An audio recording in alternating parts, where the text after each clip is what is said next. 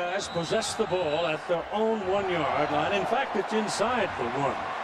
So if there was ever a time to be careful, I think this is it. Keith, they've got a quarterback sneak. They cannot afford, against the quickness of this Miami defensive line, to take the ball away from center. And there's a huge hole over there. There's a big hole right at center. He doesn't go up that hole. He slides off to the right side. But there was a big gap right in front of the center. You know what he did is he hesitated, Keith. Instead of just taking it and going behind his center, Stepanovich. Look at the hole right there. Just go right now. Don't hesitate. But he decides to step back and behind the triple team there, which is not a bad idea. But I think he could have got a couple more yards if he'd gone straight ahead. Of course, we've got to remember, folks, he's sitting up here 300 feet away from where the fight's going on. Absolutely. 4-yard line. 2nd down and 7. Florette's going to get it. Bouncing to the outside, looks for nothing and finds nothing. There just wasn't any room. The Canes shoved the door closed in a hurry. Keith, this is where Greg Kinsel's going to have to be very careful with the ball on this 3rd down. Watch for the tight end, Ben Hartsock. 3rd down and 3. Want to put it up. There it goes, and it is incomplete. It was intended for Florette. He's begging his case. He gets no answer. D.J. Williams defended on the play, and I don't know where there was another man available to Craig Krenzel. I didn't see one. There's DJ right there. Strictly man-to-man coverage.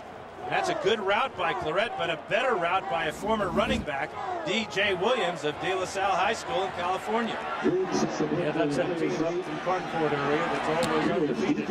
Here's a beautiful punt coming out of the end zone by Groom, and he will kill the ball at the 48-yard line on the Miami side of the field as Roscoe Parrish makes a fair catch. There is no score.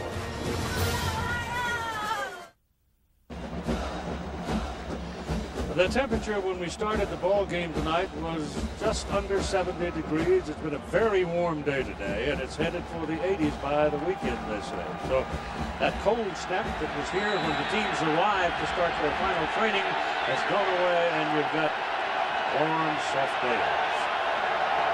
Here come the Canes now. 1st down from their own 48-yard line. McGay looking for daylight, can't find any. Mike Doss, who was a consensus All-American strong safety this year. He thought about going to Sunday play, but came back instead, and he has been an inspiration and a great persona in the Buckeyes' success this year. He's going to be a busy man tonight, too, Keith. He's got to be lined up against Kellen Winslow Jr. a lot of the evening, but also the run forces. We saw him that time. He is as quick as anybody at recognizing run and coming up and making a sure tackle. You got double wide receivers to the top of the screen, and you move Eric Winston, a tight end, in there at that blocking back position. And Dorsey going back will set up the throw, goes down the middle with it. The pass caught by Winslow, and he's all the way down inside the 25-yard line.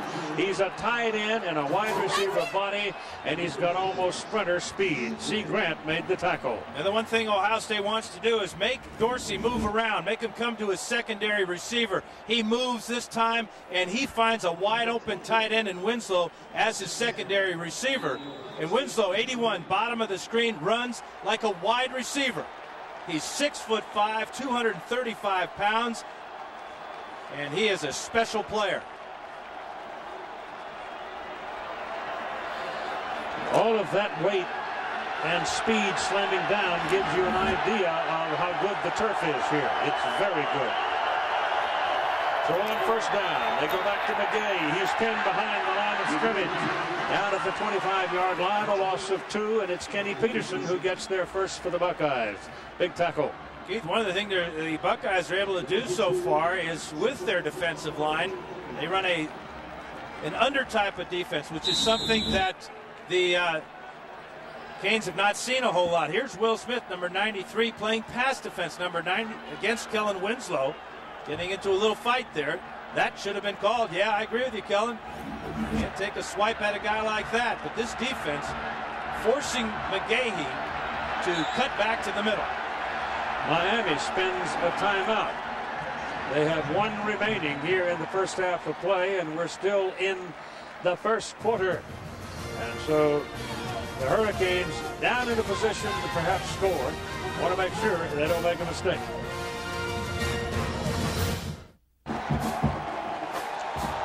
Kellen Winslow Sr. is in the crowd tonight. Old teammate of Dan Fouts, watching his son just come up with a big play at 2nd down and 12 now for the Hurricanes back at the 25. Dorsey looking for somebody, goes down to the corner and goes out of bounds. The pass is incomplete. The pass forced by Tim Anderson, who was getting in Ken Dorsey's face, and he tried to get it to Johnson, but he threw it out of bounds. Now, a moment with Lynn Swan. Well, Keith and Dan, the reason for the timeout for the Miami Hurricanes is that the coaching staff was having problems with their headset. They couldn't get a play from upstairs called in. They didn't communicate to the quarterback. Time ran out. He called it. They walked over and talked to the coaches of Ohio State, but the problem has been fixed.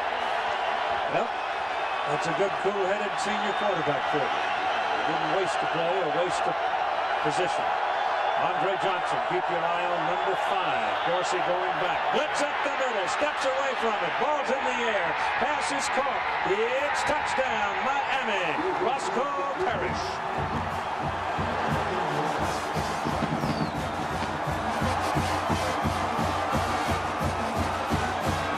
This is why Ken Dorsey has won 38 games out of 39 tries as a starter for the Canes.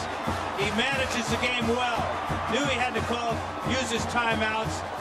Been under pressure, been able to sidestep it, and that was a marvelous play. Todd Stevens for the point. It's good. Once Roscoe Parrish gets you on his hip, you are not going to catch it. Unless you're a thoroughbred. Keith Dorsey, 6 out of 8 now for 94 yards. He's been knocked down a couple of times, sacked twice, but watch him move in the pocket. As he goes back, he gets pressure right up the middle, but keeps his focus down the field as Roscoe Parrish beats none other than the 3-time All-American Michael Dawes. Watch the route. Just a pure speed route, Keith. Just like you said, if he gets behind you, he's gone, and that's where he is, all the way to the end zone. Donnie Nicky was the blitzer coming out of the secondary, a safety blitz for Ohio State, but he was picked off at the line of scrimmage just enough to give Dorsey that one step. Great teamwork by that offense. The back coming up to pick up the blitzing safety, and if you don't get to the quarterback when you blitz your safeties, you are going to get beat. Maurice Hall. Chris Gamble. And here's Todd Sievers kicking off. This one might, no, I don't think it'll go. They're coming with it. And they get it to the 15-yard line, and that's all. So the Buckeyes again pinned back in their own territory. Maurice Claret and Maurice Hall will set up in the backfield in a split back position. Claret might move up into a slot. From the 15, first down, Miami leading 7-0. And Crenshaw rolls to the right. Looking for help. Gets it.